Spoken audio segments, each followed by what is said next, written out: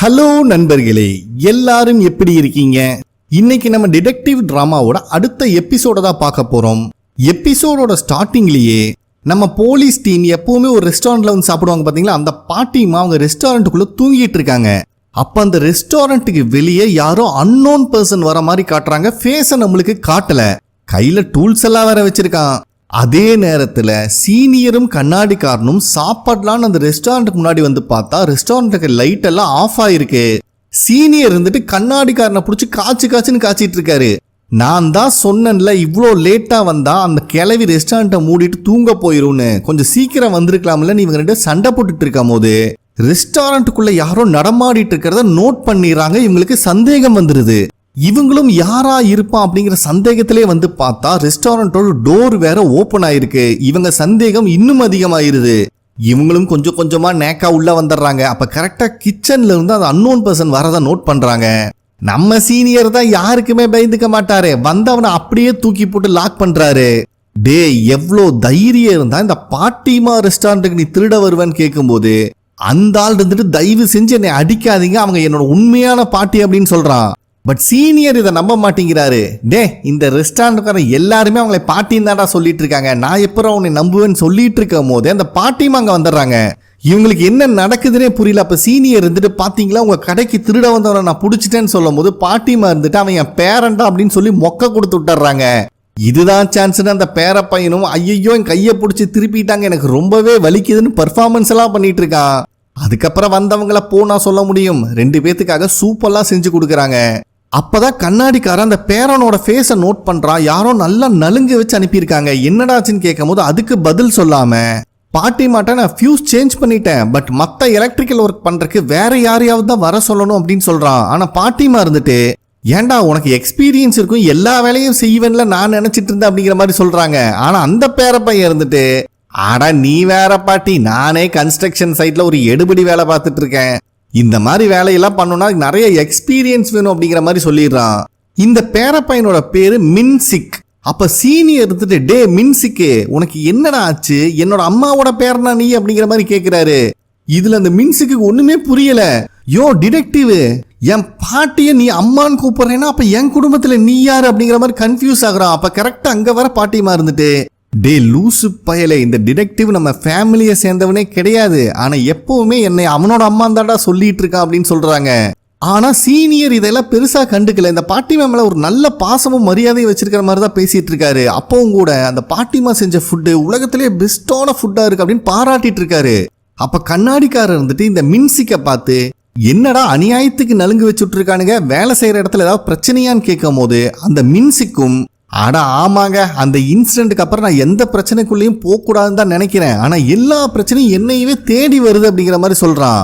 அப்ப சீனியர் இருந்துட்டு கண்ணாடிக்காரனை பார்த்து தம்பி நீ ரொம்ப துக்கம் விசாரிக்காத, ஏற்கனவே நம்ம கிட்ட பிரச்சனை ஒரு லோடு கிடக்குது, இதுல புதுசா வேற ஏதாவது பிரச்சனையை தூக்கி போட்டுறாதரா அப்படின்னு சொன்னனால அந்த மின்சிக்கும் எதுவும் பேசாம அமைதியாயிடுறான். இருந்தாலும் சீனியருக்கு அந்த பாட்டிமாவை பார்க்கும் போது கொஞ்சம் வருத்தமா தான் இருக்கு, ஏன்னா அவங்களுக்கு ஏதாவது பண்ணணும்னு நினைக்கிறாரு. சரி மின்சிக்கு சொல்லுடா என்னடா பிரச்சனைன்னு கேட்கும் போது பில்டப் போடுறதுக்காக ஒன்னும் இல்லைன்னு சொல்லிடுறான். சீனியரும் ஒன்னும் இல்லையா, சரி ஓகே சந்தோஷம் சொல்லும் போது இல்ல நிறைய பிரச்சனை இருக்கு நான் எல்லாத்தையும் சொல்லுவேன் அப்படின்னு அடமுடிக்கிறான்.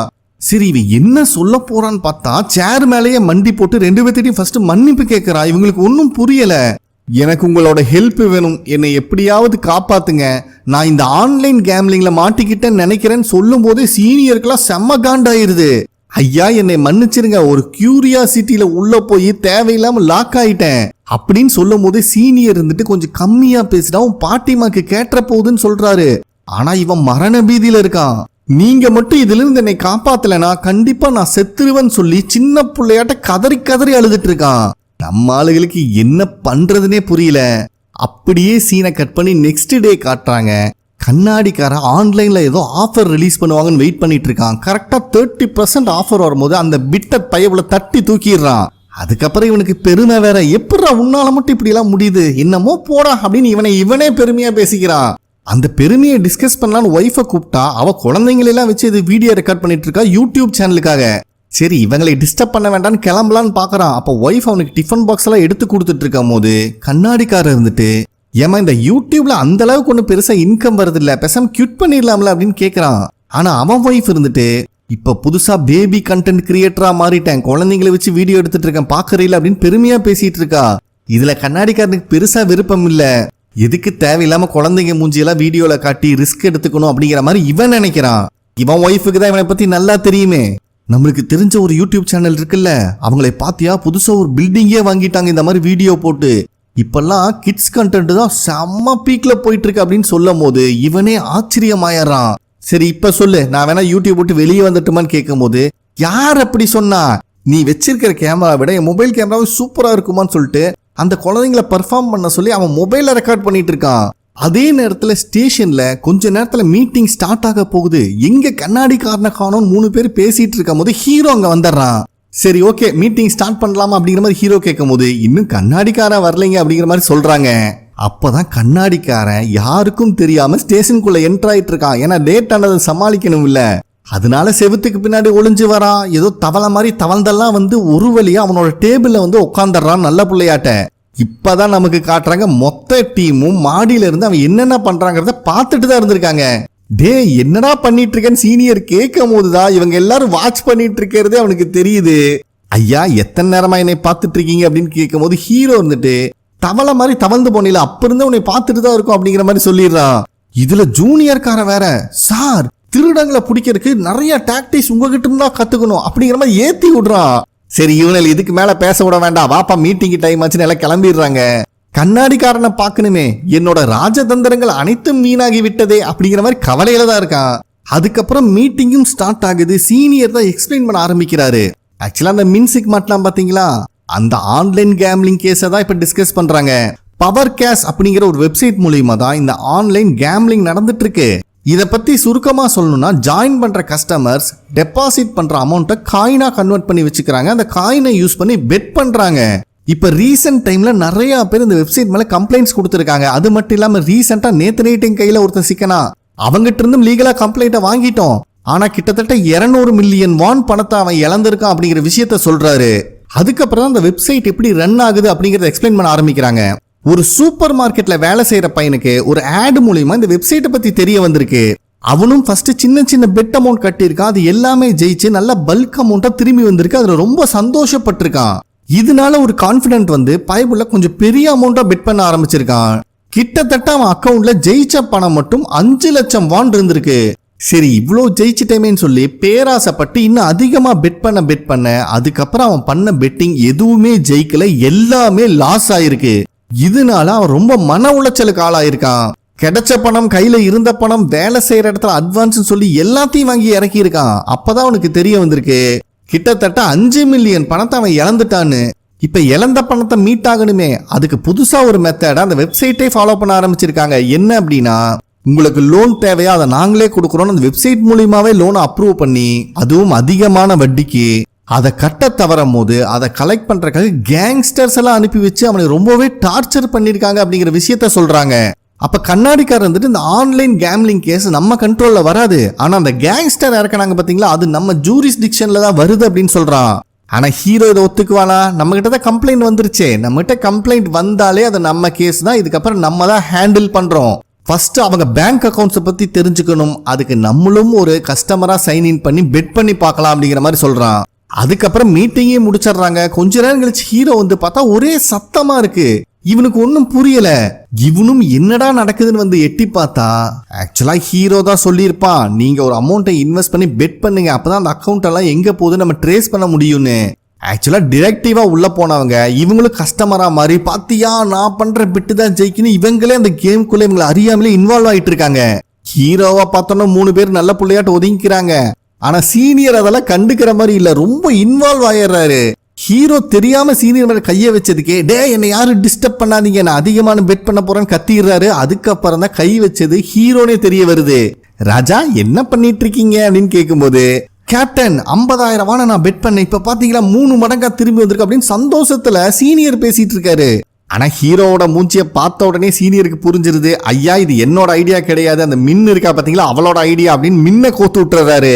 அவளுக்கு என்ன பேசுறதுனே புரியல. ஹீரோ வந்துட்டு சண்டை. ஆனா ஹீரோ அதையெல்லாம் கண்டுக்கல. அவங்க பேங்க் அக்கௌண்ட்ஸை ட்ராக் பண்ணீங்களான்னு கேட்கும்போது கண்ணாடிக்காரர் இருந்துட்டு, நாங்க அவங்களோட பேங்க் கிட்ட கோஆபரேட் பண்ண சொல்லி கேட்டிருக்கோம், கூடிய சீக்கிரம் எல்லா டீட்டெயிலும் கிடைச்சிரும் அப்படின்னு சொல்றான். அதுக்கப்புறம் நம்ம ஹீரோ புக்ல படிச்சதெல்லாம் வச்சு ரொம்ப பிலாசபிக்கலா பேசிட்டு இருக்கான். இப்படி எல்லாம் விளையாண்டா தோத்துருவீங்க, இதுல இந்த ஸ்ட்ராட்டஜி இருக்கு அப்படின்னு. அப்ப நம்ம சீனியர் இருந்துட்டு, சரிப்பா இவ்வளோ பேசிட்டு இருக்கீல, இதுல என்ன பெட்டு கட்டலாம் ஜெயிக்கலாம் அதை மட்டும் சொல்லுன்னு கேட்கும்போது ஹீரோ பக்கத்துல நெருங்கி வரான். எல்லாரும் ஆவலா பார்த்துட்டு இருக்காங்க. அப்போ ஹீரோ வந்துட்டு இருக்கிற பணத்தை இழக்காம இருக்கணும்னா பெட் எதுவும் கட்டாம இந்த வெப்சைட்ல இருந்து வெளியே வந்துருங்க, அதுதான் உங்க எல்லாத்துக்கும் நல்லது அப்படிங்கிற மாதிரி சொல்லிடுறான். சரிப்பா அப்ப நம்ம 2 டீமா பிரிஞ்சு வேலை செய்வோம் அப்படின்னு டிஸ்கஸ் பண்ணிட்டு இருக்கும் போது ஹீரோ இருந்துட்டு, நானும் இந்த டைம் உங்க கூட ஜாயின் பண்ணிக்கிறேன்னு சொல்றான். இதை கேட்கிறவங்களுக்கு எல்லாம் ஆச்சரியமாயிருது. ஏயா நாங்களே மாறு வேஷத்துல போறோம், இதுல நீ ஏன் தேவையில்லாம உள்ள வரன்னு எவ்வளவோ சொல்றாங்க. ஆனா ஹீரோ கேட்கிற மாதிரி இல்ல. ஆக்சுவலா இவங்களுக்கு பயம் என்னன்னா, போன டைம் ஜாப்பனீஸ்கார மாதிரி வேஷம் போடுறாங்கிற பேர்ல வேர்த்து விறுவிறுத்து பயவுள்ள மொத்த பிளானையும் சொதப்ப பார்த்தான். அதை நினைச்சுதான் சீனியர் கொஞ்சம் யோசிக்கிறாரு. பட் இருந்தாலும் ஒரு கேப்டன் இதுக்கெல்லாம் வரணும்னு அவசியம் இல்லை, இவ்வளவு இன்ட்ரெஸ்டடா நம்ம டீம் கூட ஜாயின் பண்ணிக்கிறானேன்னு சொல்லி சீனியரும் ஏத்துக்கிறாரு. அதுக்கப்புறம் வீட்டுக்கு வந்த மின்னுக்கு அவளோட சிஸ்டர்காரி மேக்கப் போட்டுறன்னு வலுக்கட்டாயமா உட்கார வச்சு டார்ச்சர் பண்ணிட்டு இருக்கா. மின்னும் சரி தங்கச்சி தானே நம்பி மூஞ்சியை கொடுத்துருக்காங்க. கடைசியா மேக்கப் எல்லாம் முடிச்சிட்டேன், இது அசைன்மெண்ட்டுக்காக தான் பண்ணேன், உன்னை ஒரு போட்டோ எடுத்துக்கிறேன்னு சொல்லி சிஸ்டர்காரி போட்டோ எடுத்துட்டு இருக்கும்போது யாரோ காலிங் பெல் அடிக்கிறாங்க. அப்ப தங்கச்சிக்காரி இருந்துட்டு, நான் தான் ஃபுட் ஆர்டர் பண்ணிருக்கேன், நீ போய் வாங்கிரு, நான் காசு கட்டல நீயே கட்டிருன்னு சொல்லிட்டு குடுகுடுன்னு பாத்ரூம் ஓடிடுறா. இவளுக்கு செம காண்டாகுது, எப்ப பார்த்தாலும் பில்லு வச்சுட்டே இருக்காள் அப்படின்னு புலம்பிட்டே போய் கதவை திறந்தா அந்த டெலிவரி பண்றவன் 1 நிமிஷம் ஜர்க் ஆயிடுறான். இவளுக்கு ஒன்னும் புரியல. இப்பதான் நம்மளுக்கு மின்னோட மூஞ்சியை காட்டுறாங்க. மேக்கப் போடுறங்கிற பேர்ல இவ சும்மா இருக்கும் போது கூட நல்லா அழகாதாங்க இருந்தா, மேக்கப் போடுறங்கிற பேர்ல சூனிய பொம்மை மாதிரி பண்ணி வச்சுட்டா. அப்ப யதார்த்தமா திரும்புற மின்னு கண்ணாடியில அவன் மூஞ்சியை பார்த்து அவளே பயந்து போயிடுறா. அப்ப எந்த அளவுக்கு மேக்கப் இருக்குன்னு பாருங்க. அப்படியே சீனை கட் பண்ணி நெக்ஸ்ட் டே கண்ணாடிக்காரனை தான் காட்டுறாங்க. அவனோட ஒய்ஃப் கிட்ட, கொஞ்ச நாளைக்கு நாங்க சீக்கிரட்டா சர்வைலன்ஸ் மிஷனுக்கு போறோம், ஸோ 2-3 நாளைக்கு வீட்டுக்கு வர முடியாது, ஏதாவதுன்னா கால் பண்ணுன்னு சொல்றான். அவன் ஒய்ஃபும் சரின்னு சொல்லும் போதுதான் குழந்தைங்க தனியா சாப்பிட்டு இருக்கிறத பாக்குறான். என்னம்மா ஏதோ யூடியூப்ல வீடியோலாம் போட்டிருக்கேன்னு சொல்லிட்டு இருந்தா, இப்ப ஏன் ரெக்கார்ட் பண்ணல அப்படின்னு கேட்கும்போது அவன் ஒய்ஃப் இருந்துட்டு, அந்த வீடியோ அந்த அளவுக்கு சுவாரஸ்யமா இல்ல, அது மட்டும் இல்லாம எனக்கு என்னமோ குழந்தைங்களை ஃபோர்ஸ் பண்ற மாதிரி இருக்கு, அதனால நான் அதுல இருந்து குவிட் பண்ணிடலாமான்னு பாக்குறேன் அப்படிங்கிற மாதிரி சொல்றாங்க. இவனாலே ஒன்றும் பேச முடியல. சரி விடுமா அப்படின்னு ஹக் பண்ணலான்னு வரும்போது அவன் ஒய்ஃப் வயிற்றுல இருந்து கடமுடான்னு சத்தம் வருது. அவ குடுகுடுன்னு பாத்ரூம் ஓடிடுறான். சரி குழந்தைங்க கிட்டையாவது பாய் சொல்லிட்டு கிளம்புவோன்னு பார்க்கும்போது தான் 2 குழந்தைங்களும் நூடுல்ஸை மாறி மாறி வாயில வச்சிருக்கிறத கண்ணாடிக்காரன் நோட் பண்றான். டே இது சூப்பரா இருக்கேடா, இதை வீடியோ எடுக்கலாமேன்னு பார்த்து பாத்ரூம் கதவை தட்டுறான். பட் பாவம் அவன் ஒய்ஃப் தான் முக்கியமான வேலையில முக்கிட்டு இருக்காங்களே. சரி நம்மளே வீடியோ எடுக்கலான்னு பார்க்கும்போது தான் அந்த நூடுல்ஸ் மேல 2 பாலை வேற நிக்க வச்சிருக்காங்க குழந்தைங்க. இது ரொம்ப ஆச்சரியமாயிருது அவனுக்கு. வேற வழி இல்லை, நானே வீடியோ எடுக்கிறேன் அப்படின்னு மொபைல் எடுக்கும் போது கரெக்டா ஜூனியர்காரன் கால் பண்றான். இவனுக்கு வேற வேலையே இல்லை அப்படின்னு காலை தள்ளி விட்டு ரெக்கார்ட் பண்ணிட்டு இருக்கும் போது ஹீரோ கிட்ட இருந்து கால் வருது. என்னதான் இருந்தாலும் ஹீரோ கேப்டன் தானே, அதனால காலை அட்டன் பண்ணி, ஐயா கொஞ்ச நேரத்துல வந்துடுறேன், ஆன் தி வேல இருக்கு அப்படிங்கிற மாதிரி சொல்லிட்டு மறுபடியும் அந்த வீடியோ தான் ரெக்கார்ட் பண்ணிட்டு இருக்கான். கண்டிப்பா இது மில்லியன் வியூஸ் போகும், நிறைய சம்பாதிக்கிறோம் அப்படின்னு சொல்லிக்கிட்டே பைப்ல ரெக்கார்ட் பண்றான். அதுக்கப்புறம் கண்ணாடிக்காரனும் ஹீரோவும் ஒரு கார்ல உட்காந்து அந்த பேங்கையே நோட் விட்டுட்டு இருக்காங்க. அந்த பேங்கோட பேரு ஸ்கை பேங்க். கண்ணாடிக்காரர் இருந்துட்டு, இந்த பேங்க்ல இருந்துதான் நிறைய அமௌண்ட் வித்ட்ரா ஆயிருக்கு, யாருக்கு கடன் கொடுத்தாங்களோ அவங்க பேர்லயே வித்ட்ரா பண்ணிருக்காங்க, அது மட்டும் இல்லாம இங்க இருக்கிற ஏடிஎம் தான் ஃப்ரீக்வெண்டா யூஸ் பண்ணிருக்காங்க, அதனால எப்படி பார்த்தாலும் கண்டுபிடிச்சிடலாங்க அப்படின்னு ரொம்ப பாசிட்டிவா பேசிட்டு இருக்கான். அப்ப ஹீரோவோட மூஞ்சி ரொம்ப சோகமா இருக்கிறத பார்த்தவன், ஏங்க சார் ஃபீல்டுக்கு வந்துட்டமே அன்கம்ஃபர்டபுளா ஃபீல் பண்றீங்களான்னு கேட்கறான். ஆனா ஹீரோ வந்துட்டு, அதெல்லாம் இல்லைங்க, எனக்கும் ஃபீல்டு ஒர்க் பிடிக்கும், பட் நான் இருக்கிறது உங்களுக்கு அன்கம்ஃபர்டபுளா இருக்கான்னு ஹீரோ கேட்கும்போது கண்ணாடிக்காரனுக்கு பேசுறதுக்கு சொல்லியா தரணும். ஐயா நான் உங்களை கேப்டனா பார்க்கல, என்னோட ஃபேமிலி மெம்பரா பார்த்துட்டு இருக்கேன், ஸோ ஃபேமிலிக்குள்ள என்னங்க அன்கம்ஃபர்டபுள் அப்படிங்கிற மாதிரி அந்த சைடு பேசிட்டு இந்த பக்கமா திரும்பி சொன்னா மட்டும் நீ ஒத்துக்கவா போற அப்படிங்கிற மனசுக்குள்ளேயே புலம்பிட்டு இருக்கான். அப்படியே இவங்களோட சீக்ரெட் சர்வேலன்ஸும் கண்டினியூ ஆகுது. அதுக்கப்புறம் ஹீரோ ஜூனியர்காரன் கூட ஜாயின் பண்ணிக்கிறான். அப்ப ஜூனியர்காரனை பார்க்கணுமே, ஹீரோக்காக back pillow, neck pillow, head massager சொல்லிட்டு எல்லாமே கொண்டு வந்திருக்கான். ஏன்னா ரொம்ப நேரம் உட்காந்து வாட்ச் பண்ண வேண்டியது வருங்க, ரொம்ப டயர்ட் ஆயிருவோம், இதெல்லாம் யூஸ் பண்ணுங்கன்னு மார்க்கெட்டிங் பண்ணிட்டு இருக்கான். ஆனா ஹீரோ இருந்துட்டு, எனக்கு தேவைப்பட்டா நானே கேட்கிறேன் ராஜா, இப்ப அந்த பேங்கை மட்டும் வாட்ச் பண்ணுவோமா அப்படின்னு சொல்லி டைவர்ட் பண்ணி விட்டுறான். அதுக்கப்புறம் கொஞ்ச நேரம் பேங்கை வாட்ச் பண்ணவன், ஐயோ மறந்துட்டேனேன்னு உள்ள இருந்து ஏதோ கவர் எடுக்கிறான். என்னடான்னு பார்த்தா பாயில்டு எக் ஃபுட்டு நிறைய வாங்கிட்டு வந்திருக்கான். பசி எடுத்தா நம்ம இதை சாப்பிடலான்னு சொல்லும் போது ஹீரோ வந்துட்டு, தேவைப்பட்டா நான் சொல்றேன்டா, ஃபர்ஸ்ட் வந்த வேலையை பார்க்கலாம் அப்படின்னு சொல்லிடுறான். அதுக்கப்புறம் கொஞ்ச நேரம் கூட சும்மா இருக்க மாட்டேங்கிறான். உங்களுக்கு போர் அடிச்சா படம் கொண்டு வந்திருக்கேன்னு எடுக்க பார்க்கும் போது ஹீரோ இருந்துட்டு, எனக்கு தேவைப்பட்டா நானே கேட்கறடா, கொஞ்ச நேரம் சும்மா உட்காரு. எவனாவது சீக்ரெட் சர்வைலன்ஸ் உட்காந்து படம் பார்ப்பானான்னு கேட்கும் போதுதான் ஜூனியர் காரனுக்கு புரியுது, ஐயா உங்க அளவுக்கு எனக்கு நாலேஜ் இல்லை, எப்ப பார்த்தாலும் தப்பு பண்ணிட்டே இருக்கேன், இதை எப்படி கரெக்ட் பண்றதுன்னு எனக்கு புரியல அப்படிங்கிற மாதிரி புலம்புறான். ஆனா ஹீரோ அவங்ககிட்ட ரொம்ப பாசிட்டிவா பேசிட்டு சின்ன பெல்லு மாதிரி எடுத்து கையில கொடுக்குறான். இவனுக்கு ஒன்றும் புரியல. டே இது ஒரு கார்டியன் பெல்னு சொல்லுவாங்க, யூஸ்வலா மோட்டார் சைக்கிளிஸ்ட் எல்லாம் யூஸ் பண்ணுவாங்க. இந்த பெல்லில இருந்து வர சத்தம் கெட்ட சக்தி எதுவுமே நம்ம கிட்ட வராம நம்மளை ப்ரொடெக்ட் பண்ணும். நீ எல்லாம் ரொம்ப எனர்ஜெட்டிக்கான பர்சன்டா, எனக்கு மேல நம்பிக்கை இருக்கு, கண்டிப்பா ஒரு நாள் சூப்பரான டிடெக்டிவா நீ வருவ அப்படின்னு அவ்வளோ பாசிட்டிவா பேசுறான். இதை கேட்கிற ஜூனியர் காரனுக்கே சந்தோஷமாயிருது. அதுக்கு அடுத்த நாள் ஹீரோ சீனியர் கூட ஜாயின் பண்ணிக்கிறாரு. அப்ப சீனியர் இருந்துட்டு எனக்கு என்னமோ தப்பான ஸ்பாட்ல உட்காந்துட்டு இருக்கமோன்னு தோணுது. ஏன்னா ஆப்போசிட்ல ஒரு அபார்ட்மெண்ட் பக்கத்துல ஒரு ஜங்ஷன் இருக்குங்க, அங்கிருந்து பேக் சைடு கேட் ஆக்சஸ் பண்றது ரொம்ப ஈஸி. எப்பவுமே இந்த ஃப்ராடுத்தனம் பண்றவங்க எல்லாம் ஃப்ரண்ட் கேட்டை விட பேக் கேட் தான் அதிகமா யூஸ் பண்ணுவாங்க அப்படின்னு சொல்றாரு. இதை ஹீரோவும் ஏத்துக்கிறான். நீங்க சொல்றது கரெக்ட் தான், இந்த வாரம் இங்கிருந்து வாட்ச் பண்ணுவோம், அப்படி இல்லைன்னா நெக்ஸ்ட் வீக் அங்க போயிடலாம்னு சொல்றான். சீனியருக்கே ஆச்சரியமாயிருது, என்னடா நம்ம சொன்னதை உடனே ஒத்துக்கிட்டானே அப்படிங்கிற மாதிரி பாக்குறாரு. அப்ப ஹீரோ இருந்துட்டு உங்ககிட்ட இருந்து நிறைய விஷயத்த நான் கத்துக்கிட்டு இருக்கேன் அப்படிங்கிற மாதிரி சீனியரை பாராட்டி பேசுறான். இவருக்கு ஒன்னும் புரியல. நம்ம டீம்ல கிட்டத்தட்ட எல்லாத்துக்குமே ஒரு பெரிய அண்ணன் மாதிரி நீங்க, உங்க கூட இருக்கிற கொலிக்கை எந்த அளவுக்கு ப்ரொடெக்ட் பண்றீங்கன்னு நான் நிறைய டைம் பார்த்திருக்கேன். அது மட்டும் இல்லாம இந்த வயசுலயும் ஃபீல்டு ஒர்க்ல பட்டைய கிளப்புறீங்க அப்படிங்கிற மாதிரி ரொம்ப பெருமையா பேசுறான். இதை கேட்கிற சீனியரே ஒரு நிமிஷம் பிளாட் ஆயிடுறாரு. அப்ப சீனியர் தன்னடக்கத்தோட, அட அப்படியெல்லாம் ஒண்ணும் இல்லைங்க, நானும் சில டைம் தப்பெல்லாம் பண்ணுவேன் அப்படின்னு சொல்லும் போது ஹீரோ இருந்துட்டு சில டைம் இல்லைங்க நீங்க நிறைய டைம் தப்பு பண்றீங்கன்னு மறுபடியும் மொக்க கொடுத்து விட்டுறான். பாவம் சீனியர்னால ஒண்ணுமே பேச முடியல.